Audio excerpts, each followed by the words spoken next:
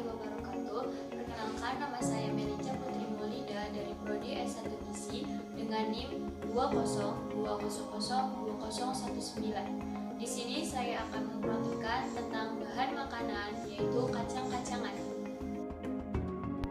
Hal yang pertama dilakukan adalah menimbang kacang merah dan kacang-kacang lainnya sebanyak 100 gram. Selanjutnya, kita rebus kacang merah dengan air sebanyak 100 ml. Sebelum itu, kita lihat berapa ukuran dalam URT-nya menggunakan sendok makan dalam 100 ml gelas. Diketahui dalam 100 ml gelas terdapat 5 sendok makan kacang merah. Setelah itu, masukkan kacang merah tersebut ke dalam air yang sudah mendidih, lalu tunggu sampai 15 menit. Setelah 15 menit, tiriskan kacang merah, kemudian analisa bagaimana rasa, warna, dan baunya. Kemudian yang kedua yaitu menimbang kacang hijau sebanyak 100 gram.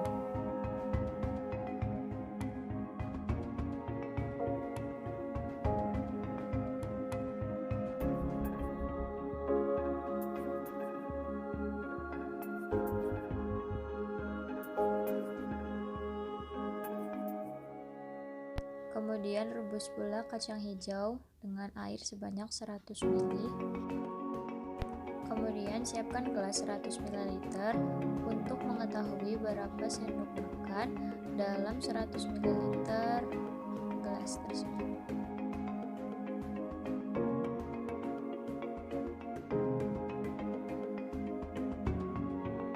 Kemudian diketahui dalam 100 ml tersebut ada 7 sendok makan kacang hijau. Kemudian masukkan kacang hijau ke dalam air yang sudah direbus tadi. Rebus hingga 15 menit. Setelah 15 menit, angkat dan tiriskan kacang hijau, kemudian lihat bagaimana rasa, warna, aroma, dan baunya. Kemudian yang keempat ada kacang tanah, yaitu dengan menimbang 100 gram kacang tanah. Kemudian kacang tanah direbus dengan 100 ml air. Kemudian kita ukur terlebih dahulu ada berapa sendok makan kacang tanah dalam gelas 100 ml. Diketahui dalam 100 ml gelas terdapat 5 sendok makan kacang tanah. Setelah itu masukkan kacang tanah ke dalam 100 ml air dan tunggu hingga 15 menit. Setelah 15 menit, analisa seperti hal yang sebelumnya. Kemudian ada kacang mete, kita timbang seperti tadi sebanyak 100 gram.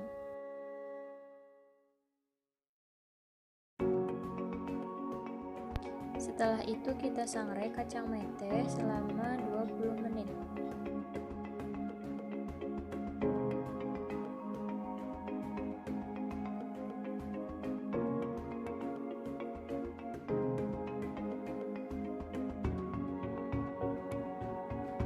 Terlihat setelah disangrai, kacang berubah menjadi warna agak kecoklatan.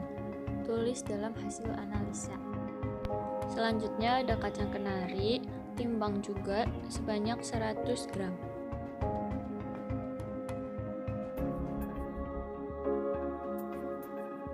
Lalu sangrai dalam waktu 20 menit.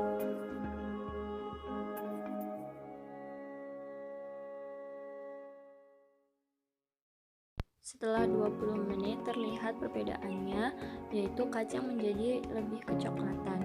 Tulis hasil analisa tersebut. Selanjutnya ada kacang kedelai hitam, timbang sebanyak 100 gram.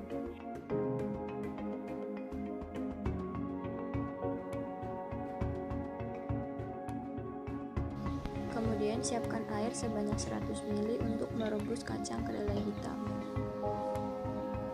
Kemudian siapkan gelas yang berukuran 100 ml, Lalu masukkan kacang kedelai hitam untuk mengetahui berapa sendok makan takarannya. Diketahui terdapat 5,5 sendok makan kacang kedelai dalam 100 ml gelas. Selanjutnya masukkan kacang kedelai hitam ke dalam air yang sudah direbus tadi. Kemudian tunggu hingga 15 menit.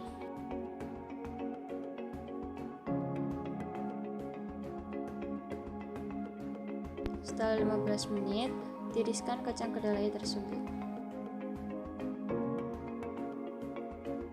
Selanjutnya, timbang kacang kedelai putih sebanyak 100 gram.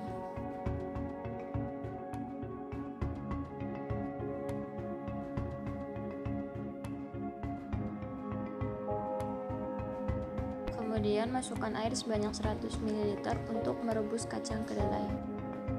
Lalu ukur berapa sendok makan kacang kedelai dalam gelas berukuran 100 ml.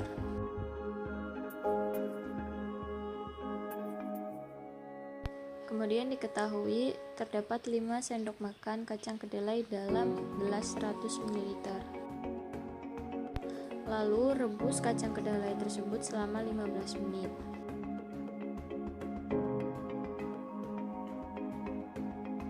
Setelah 15 menit, tiriskan kacang kedelai tersebut. Setelah itu, kita amati semua bahan kacang-kacangan yang sudah dimasak tadi. Yang pertama ada kacang kedelai.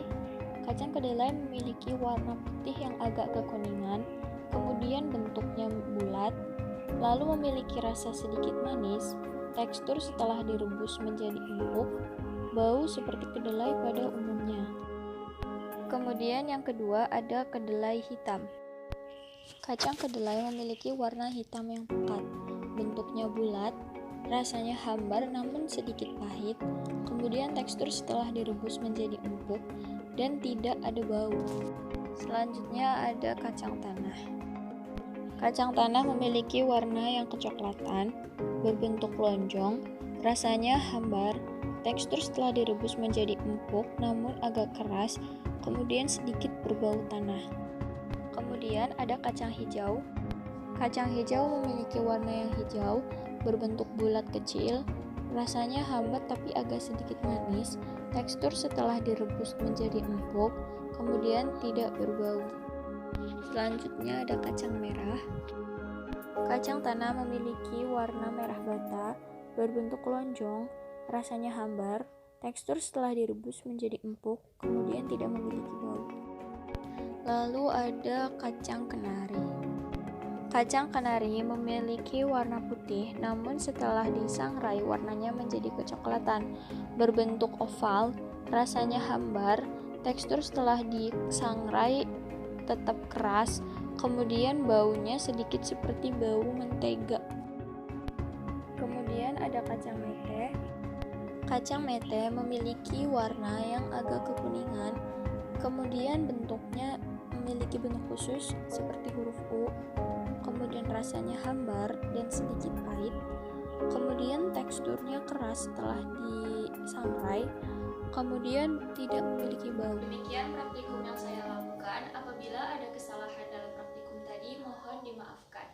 Sekian, terima kasih. Wassalamualaikum warahmatullahi wabarakatuh.